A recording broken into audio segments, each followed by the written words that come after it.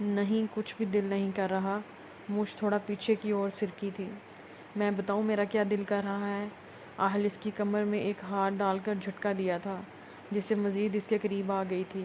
کیا؟ اس کی جھیل سی آنکھوں میں دیکھ کر یکلخت مجھ کی زبان پھسلی تھی۔ یہ اپنے ہونٹوں کو اس کے ہونٹوں پر رکھ کر آہل شافندی نے محبت بھری مہر لگا دی تھی۔ آہل جانے دو۔ مجھ اس کی باہوں میں کسمسا کر آزادی کی بھیک مانگ رہی تھی۔ ٹھیک ہے سویٹ ہارٹ، اس وقت جانے دیتا ہوں، لیکن پھر اس کے بعد کبھی نہیں مجھے روکو گی۔ پرامس، کبھی نہیں روکوں گی۔ مجھ نے سکون کا سانس لیا تھا۔ کچھ دیر بعد جب وہ شاور لے کر باہر نکلی تو دروازے پر دستک ہوئی تھی۔ آ جاؤ، مجھ نے اجازت دی تھی۔ بی بی جی، کھانا لگ گیا ہے، صاحب جی بلا رہے ہیں آپ دونوں کو۔ ملازمہ دروازے پر کھڑی جاوید صاحب کا پیغام پہنچانے آئی تھی۔ ٹھیک ہے تم جاؤ، ہم آتے ہیں۔ مجھ نے اسے جانے کی اجازت دی تھی۔ آہل تم روم میں ہی رہنا، میں یہیں پر کھانا لے کر آتی ہوں۔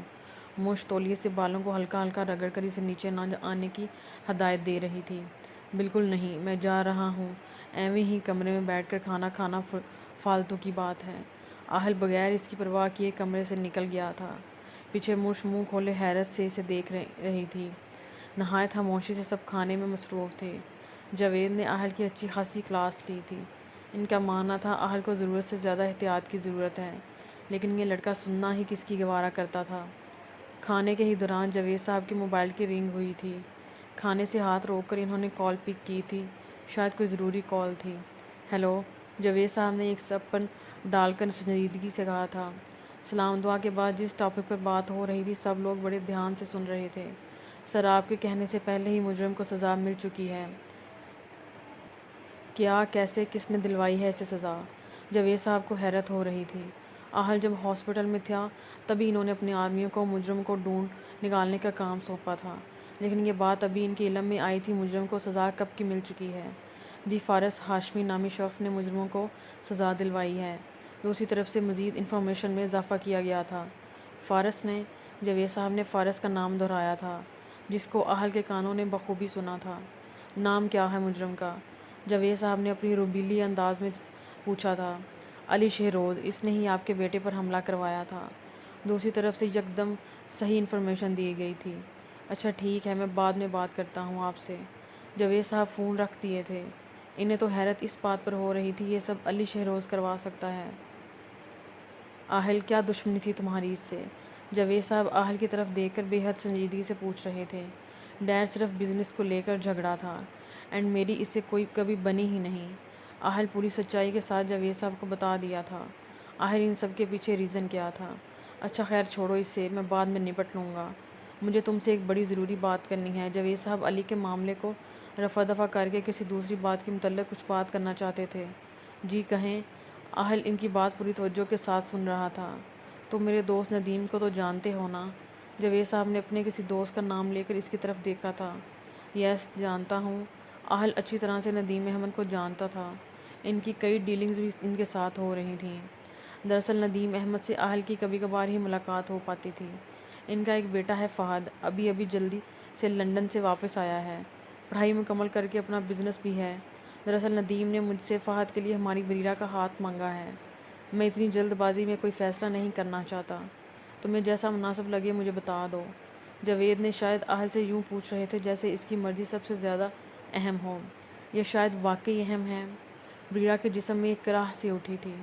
دل ڈوبتا ہوا محسوس ہو رہا تھا۔ لب ایک دوسرے میں پیوست ہو گئے تھے۔ حلق مزید خشک ہو گیا تھا، جیسے پانی کبھی نصیب ہی نہ ہوا ہو۔ ہاں، اچھا لڑکا ہے، مجھے تو کافی پسند ہے۔ آہل ایک لقمہ بنا کر منہ میں رکھ کر جاوید صاحب کی بات سے اکتفا کیا تھا۔ مجھ کو اس وقت بے حد غصہ آ رہا تھا۔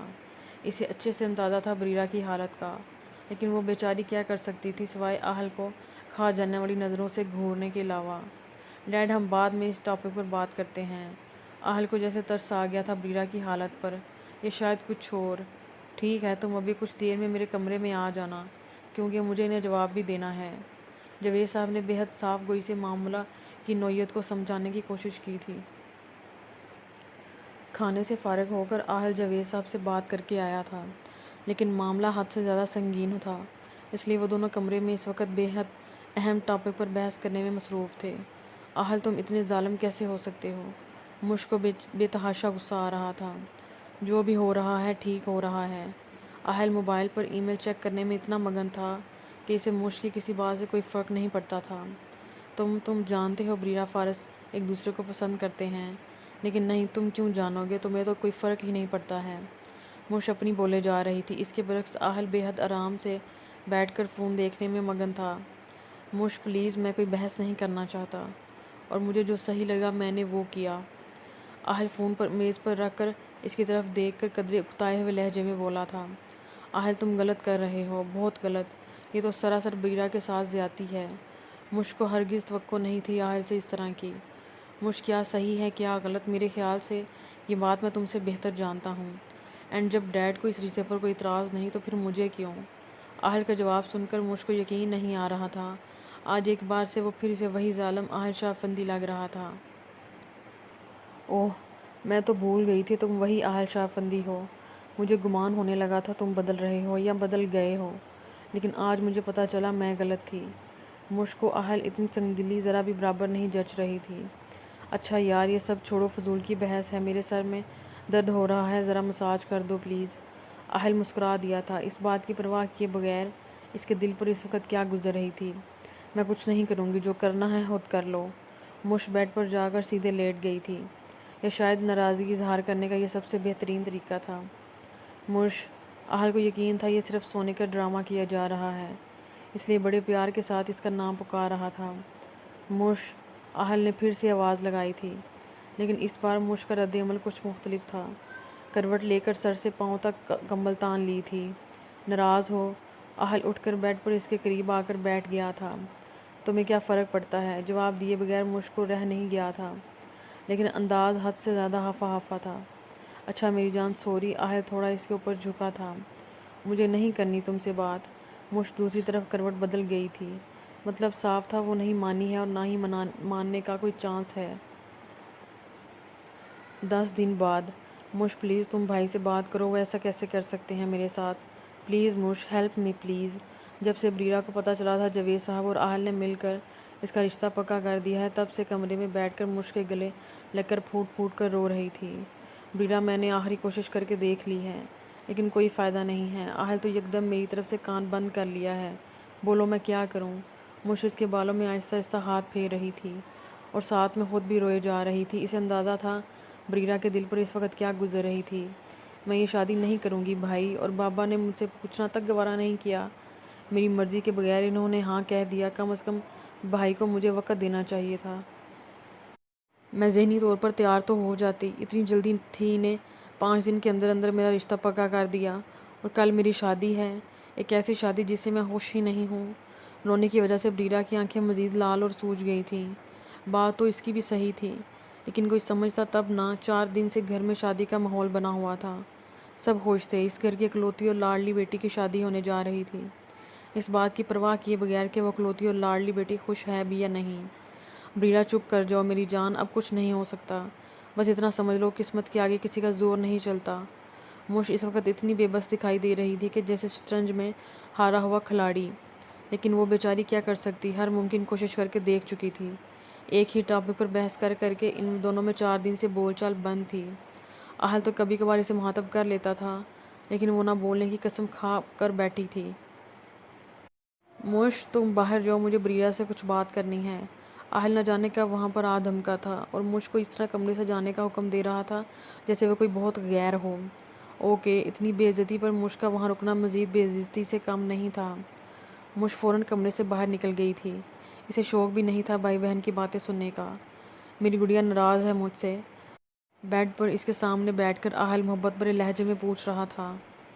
بھائی آپ ایسا کیسے کر سکتے ہیں؟ بریرا بس اتنا ہی بول پائی تھی اور رونا پھر شروع ہو گئی تھی۔